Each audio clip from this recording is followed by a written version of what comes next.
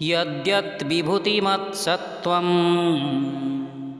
श्रीमदूर्जितमेव वा तत्त्वदेवावगच्छं त्वं मम तेजोंससंभवम्।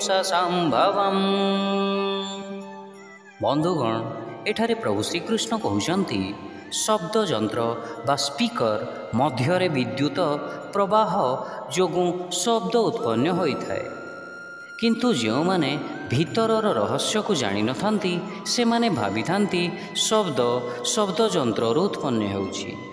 ठीक सही परी जोठी भी आमे किछि आश्चर्यजनक वस्तु देखि थाउ जहा आमर ध्यान को आकर्षण करिथाए, आमको भाव विहल करिथाए एवं शांति प्रदान मध्य करिथाए।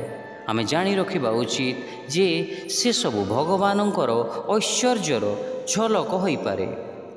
से शक्तिर भंडार अटंती जोठारु समस्त जीव एवं वस्तु तांकर शक्ति प्राप्त करिथांती। अतएव सकल शक्तिर उत्स भगवानंकु आमे आमर उपासनार केन्द्र करिबा उचित।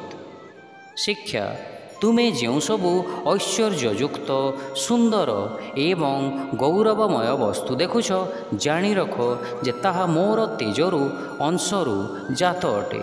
Whatever you see as beautiful, glorious or powerful, know it to spring from but a spark of my splendor. Hare Krishna.